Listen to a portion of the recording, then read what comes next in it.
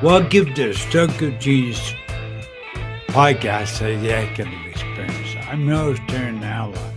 I've got a really great guest for you, pretty unique, filling a need out there that has carried a brilliant joy. Her name's Cathey Derksen. That's what bringing this intro. And let me bring Cathey Derksen online. Here she is. Hello, Cathey. Hi, Aaron. Thank you for having me. Oh, it's so great to have you. I see you all the time in the C-suite network, so I'm really blessed to have you, really. Yeah, it's fun to do other things like this. Well, yeah, I really want to get right into it. Tell me what your main purpose is. What is your genius? Yes, and what I've discovered is my genius is really around bringing people together and helping them rediscover their own brilliance. And especially focusing around midlife women in particular, but midlife men and women. And really, I find so many people are feeling stuck in midlife and not sure what are we supposed to do next. And Right. so really kind of guiding people and helping them see a spark of what could be next.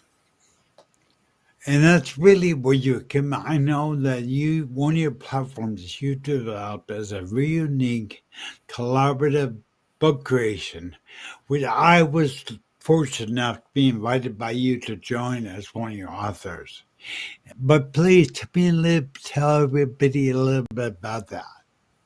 Yeah, so basically I create anthologies, so multi-author books based on different themes that people are inspired to read about and write about. So each one of my projects, I generally have 20 people from anywhere around the world, and they each write one chapter based on the theme of the book. And then we professionally publish that. We put it out on Amazon. We do all a fun marketing routine, and we hit international #1 bestseller with all of our books. So it becomes a great way to build your community now that you're being exposed to international groups of people, to earn the title of best-selling author. And even working together on a project like this, you find that you get to know those other authors in a whole different way. So I love doing these collaborative books. I was, so people know out there, I was nice by you to be invited to be involved in the next book coming out. And I'm really excited about it. I'm really, really excited about it. First of all, a book really gives you authority in your niche, in your industry. Yes. And, to empower really women as your focus, but you let men and women contribute. But really, for the women, what is the problem that you see out there in the women's point of view? What's happening in their business? I would say, in particular with women, a lot of it is around we've spent many decades looking after everybody else, often working jobs that just fit our family's routine, and even those of us that have had a career that we've really worked on and been really proud of, I find quite often as we get into our 50s and 60s, there's kind of a shift in what do I actually want to do with the rest of my life. And in a lot of cases, I would say that women and probably men as well are feeling kind of alone in that feeling, not realizing that all the others around them are feeling the same way. And so I find the books is really a great way to help them put their journey on paper and help them clarify what could be that next step. What are these things I want to do next? And especially for those of us who are entrepreneurs, as you mentioned, to become a published author is a very important asset for us to have as far as building credibility and authority in our business fields as well. Yeah, I've forgotten, that's my stroke brain. What is the theme of the book you got coming up? So the one that you're participating in, we've called that one From Inspiration to Success, the Entrepreneurial Journey. So the people in that book are all entrepreneurs, or they're people in business that are focused on supporting entrepreneurs. And so they'll be sharing both their own journey, what brought them into being an entrepreneur, what inspired them to do this, some of their own challenges and triumphs along the way, and sharing some points that the reader can learn from their experience. That's pretty amazing. I want to go back maybe to your last book. What's the last book you published? Do you have with you? Do you have that on your desk? Let's see, which books do I have close by? I've always got lots of books Any around. of them any of them will work. I Let's just see. as you can tell people are surprising the tough expression. I had a whole pile of them. Where did they go? All right. Well, I'll show you this one. So my original career was in medical genetics. Oh So really? I worked in STEM, so science, tech, engineering, and math. And so my heart will always be a woman in STEM. And so I have a special series of books specifically for women in STEM. And the new one that we're working on in that series, we've called it Women in STEAM, a global movement. As the STEM acronym has now been expanded to STEAM to include arts. Great, well, that's really great. Now I'm kind of curious. Look from a man's point of view, seeing the business world. Let's just say women were not treated all that fairly as an equal.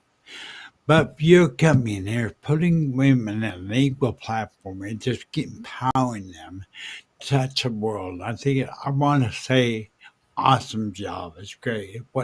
That truly is stroke of genius. Perfect. Yes. And one of the books that we released quite quickly or quite recently was also through the C suite community. And that one was called Grit and Tenacity: Women Transforming Leadership in Business and Community.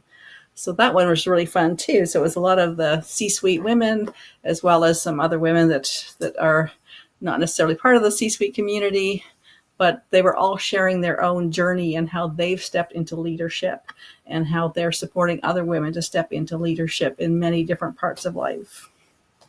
Well, that's really great. Now I'm curious. What is your social media links? How do people get a hold of you? LinkedIn is where I hang out the most. And so that one you'll find me quite often on LinkedIn. I'm also on Facebook and Instagram, but not necessarily as active over there. So definitely LinkedIn is the place to look for me. And okay, so if someone wants to be involved in what you're doing, what you got going, they will go to LinkedIn. Do you have a website? Do you have a website? What is that Yeah. website? So my company's called Inspired Tenacity.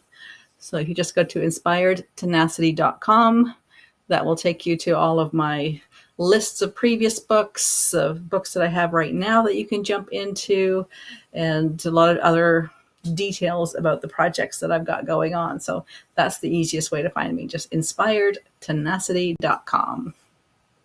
I mean, that is an empowering statement. Those two words are just empowering. I know from both men and women, inspired tenacity. You can't beat it. I just think it's great. Now, how often you said you do about four of these books? Really is a platform that you created, right? It's really a main way to reach out to people.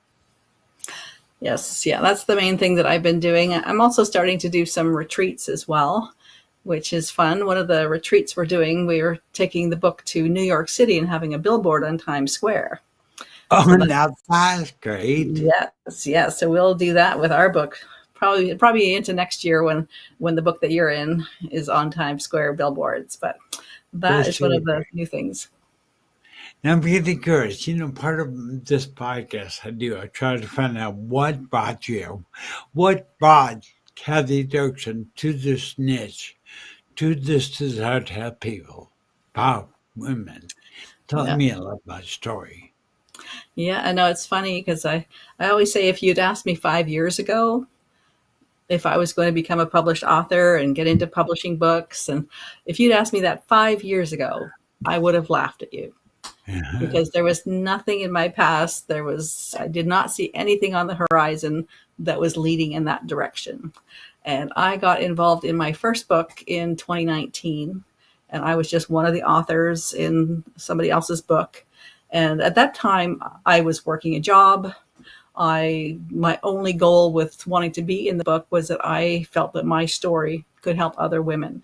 At that point, I'd come through a divorce, a complete career change, had two teenagers with me, and had just come through a lot of chaos and kind of reinventing my life. And so I felt that my story could help other women. And that was really the only reason I felt compelled to participate in a book. And so I did my first one, and I really loved the whole process of putting your story on paper, sharing it with the world, and collaborating with a group of women that I had never met before. And next thing I know, I'd been invited into another book project and then another one. And as the intro says, it actually says 18 times, but I'm actually at 19. And by the end of, probably by the time this podcast comes out, I'll be at 20 anthologies, multi-author books that I've been part of so far. And I just love it. Every single book takes you into a different community. Every book has you sharing your journey from a different perspective. And I have found that it really does create an impact in the lives of the people who participate in these books. And that's been, a big part of my focus is creating impact in the lives of the people that I work with. Yeah, I can't tell you. I'm a little twitterpated, a little excited about being a part of this. And so I appreciate it. But I can see where this really empowers people to do. You're doing something really unique out there, and I just think it's great. And you mentioned you were going through a real tumultuous, very hard divorce. You had to reinvent yourself, and that's really what brought you, correct? Yes. Yes. How did you? How did you make it through that time? I mean, that had been turning your whole world upside down. Yes. Yeah. No, I describe it like throwing my life up in the air and reinventing it on the way back down. Literally changed everything. And actually that's where the name of my company, Inspired Tenacity, came from, because I felt that those were a couple of the key ingredients to any big change in life. That first you need that inspiration to make a change, but then you need the tenacity to just keep going. And yes, definitely going through those first few years of all of that change, there was times when you don't sleep at night, you don't know where the next dollar is coming from, everything is up in the air. And so inspired tenacity is what got me through. Yeah, when I think about the word tenacity, I'm still learning. I know that word very well. I know the word relentless. It's just a word. But, there's so many people out there in business. And I would imagine, especially when I'm just saying that they've been kind of minimized, so to speak, in business community. And I think you must have that tenacity. So, the inspiration with the tenacity, it's unstoppable. But the key is, I'm correct, judging what you're saying is that don't stop. There's going to be times that I'm sure you felt like giving up during that time. Yeah. And Oh yes. Yes. I, I And don't actually, imagine. in the first book that I did, I write a bit about that. And there was actually a little saying or mantra that I used to have, and it was literally chin up, keep moving. And sometimes I would say that to myself out loud. Sometimes I would just have it in my head. But just that little mantra, chin up, keep moving, was just that feeling of knowing you just have to keep going forward. Yeah, so true so many times at business, now I'm going to say me included, is that there is things that come around that kind of want to lay you out, just knock you out. You've Yes. got to be tenacious. You got to be relentless. You got to go for it. So I Yeah. appreciate being out there and helping us do that for sure. But Now you embodied this. You were going through that divorce. Your body is what you see your life weaving in. You're here now, and you're probably in service to people, and that's amazing. I think it's so. Was your main thing? That saying, when you face those dark times, those hard times, what kept it going? I would say for me, the biggest thing was my kids. And that's what got me realizing I needed to make big changes in the first place.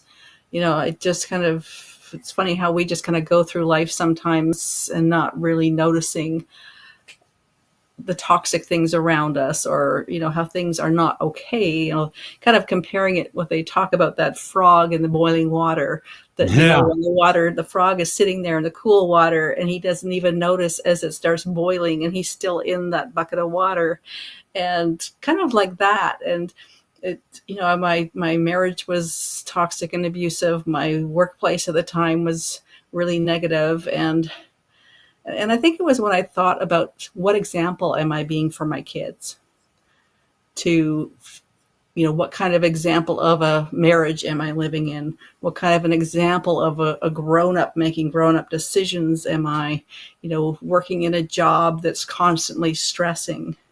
And I realized that no, I have to be a role model to my kids for all these things. And I would say that that's what got me started moving forward. And that's what kept me going too. That's a give your tenacity and a That's reason. right. That's Yeah, right. purpose. I love it. I love it. That is really special. So, can you tell me what are your plans for the future? What is Part Tenacity got planned? Yeah, yeah. And yeah, as you mentioned, I've had lots of books out. In the last 2 years, we've launched 7 books. And so over the next, between now and the end of the year, I've got at least 4 that should be out by then, possibly 5. And like I said, we're adding retreats. And one of my big visions is to start traveling and even seeing some of these authors that I've got in my books. And one of my current books, we've got people in Dubai, South Africa, Australia, Oh, okay. Switzerland, Germany, Sweden, Netherlands, UK. So I figure I just want to start traveling and meeting some of these people who are in my books. That would be amazing. I mean, now that would be great. And your authors really appreciate seeing you, no doubt. I'm curious. So, what is going to happen? What is it? You already mentioned the book of coming, but kind of you said you had a big vision of traveling. How are you going to make that happen? What are you going to do to make that happen? I think part of it is bringing in speaking. So speaking at events where I can travel to places, create retreats, have speaking opportunities, and invite my local friends and contacts, and of course more people. But definitely, I'm looking at retreats in places like New Zealand, going back to New York City. Um, Probably close to home here. I live close to a beautiful place called Whistler, that we're going to have an event there too. So I think just stepping into this idea that anything is possible, and kind of Whoa, thinking, okay, that's a what do big I one. want? That's a big one. You, Cathey, being a stroke survivor. I was there's something that kept on mantra. The sky is not the limit. Our mind is. A lot of time, our own Mm, mind blocks us from the yes. fear. Love to stop you, fear. Yeah. I mean, first here you say anything is possible. Yeah. That's really great. I'm gonna keep. I mean, now, do you have is a solopreneur? Do you have a staff or what? It's just me, and then I have different people that I contract out to. And with all my publishing, I have a team that I work with who are professionals at all of those things. So I depend on teams of people that do various things to make all my stuff work. But Yeah, I get in my elbow. I'm hoping to God you can never die howling in the background. He hates his mom leaves, but he's howling in the background.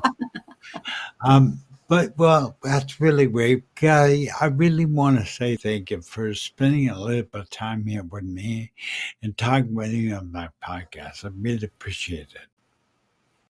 We are